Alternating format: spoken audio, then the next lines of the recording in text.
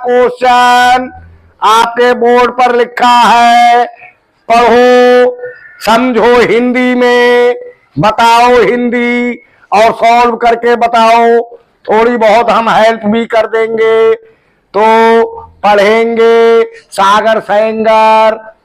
A wire is bent into a circle of radius 31.5 cm. शाबाश। क्या मतलब हुआ? एक तार सर्कल की शेप में मुड़ी हुई है। हाँ। इसकी रेडियस 31.5 सेंटीमीटर। बहुत बढ़िया, शाबाश, good boy. A wire is bent into a circle of radius 31.5 centimetre. एक तार सर्किल की फॉर्म में मुड़ा हुआ है, यानी एक तार का सर्किल बनाया गया है जिसकी रेडियस 31.5 सेंटीमीटर है। एक चीज पता है हमें।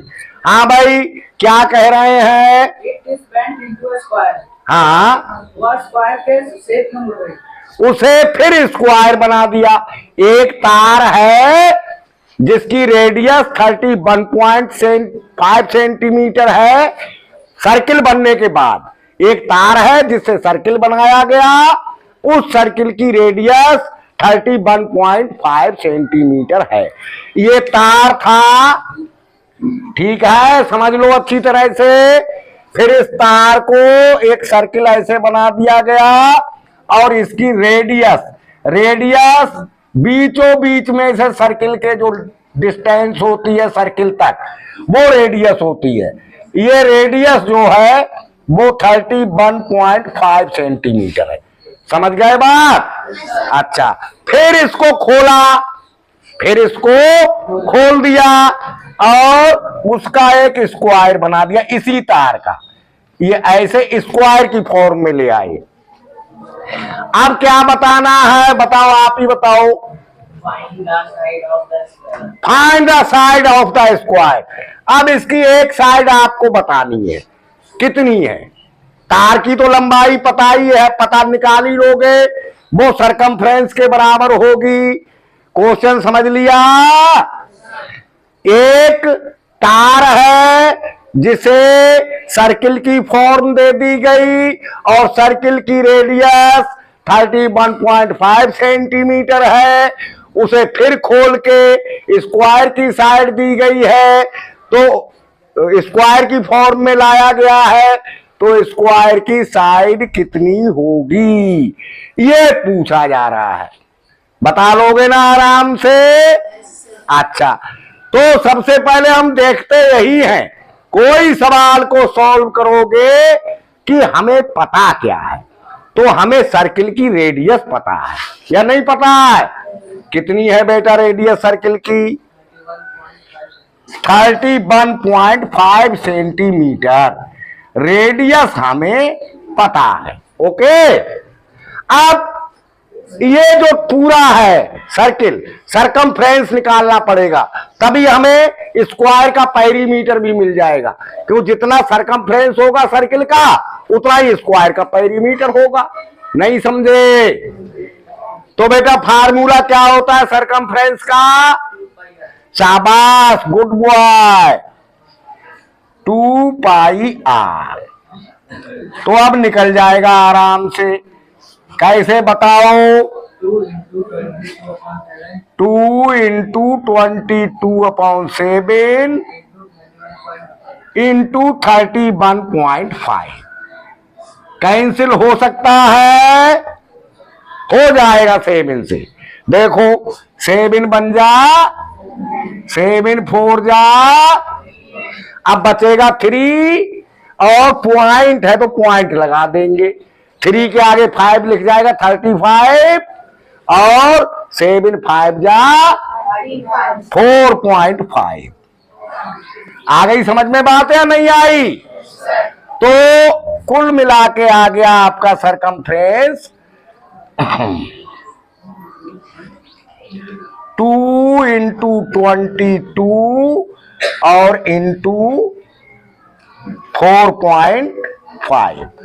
अब जो मल्टीप्लाई करते तो हमने आप लोगों को सिखाया है, अगर क्रम बदल जाए मल्टीप्लाई में जरूरी नहीं है कि अब हमें 2 और 22 की ही करनी है, किसी से भी कर देंगे। चलो 2 और 22 की आसान है, 44, फिर 4.5 की करेंगे तो 22 और 4.5 की हमें थोड़ी हार्ड हो जाएगी या नहीं हार्ड हो जाएगी। तो और तरीका देखते हैं किसकी पहले कर ले। अगर 2 और 4.5 की करेंगे तो आराम से हो जाएगी, है ना।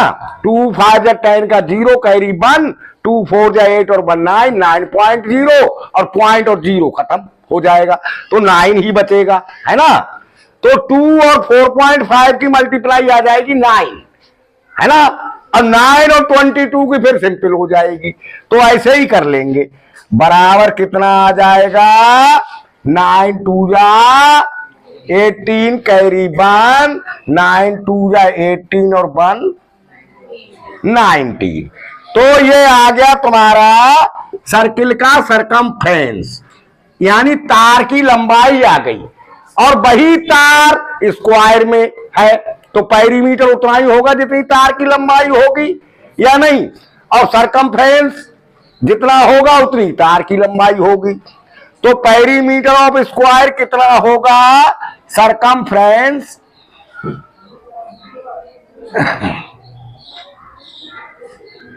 के बराबर ऑफ सर्किल के बराबर होगा या नहीं। और सरकमफ्रेंस कितना आ गया, 100 सेंटीमीटर, 198। अच्छा बैठ जाओ। अब साइड ऑफ स्क्वायर का क्या फार्मूला होता है, पेरीमीटर अपॉन 4 से डिवाइड कर देंगे। 4 साइड चारों बराबर होती है ना, यानी वो 4 हिस्सों में बटा हुआ है। पेरीमीटर 4 हिस्सों में बटा हुआ होता है और बराबर बराबर की, तो 4 से डिवाइड कर देंगे, यानी पेरीमीटर अपॉन 4। Perimeter upon 4। तो बेटा कितना है पेरीमीटर, 198 अपॉन 4। कितनी आ जाएगी साइड, हो जाएगा कैंसिल, हाँ बोलो।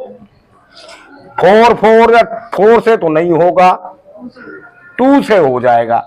2 2 जा 4, 2 9 जा 18, 2 9 जा, तो हो गया 99 अपॉन 2 इक्वल 2 4 जा 8, 1 2 9 जा 18, फिर 1 और 2 5 जा 10, हो गया 49.5 सेंटीमीटर। देख लो बराबर आ रहा है या नहीं। 4 5 जा 20 कैरी 0, 4 5 जा 20 कैरी 2, 4 9 जा 36 और 2 38 कैरी 3, 4 4 जा 16 और 3 19 पॉइंट के बाद 190 सेंटीमीटर सरकमफ्रेंस के बराबर हो गया। समझ गए?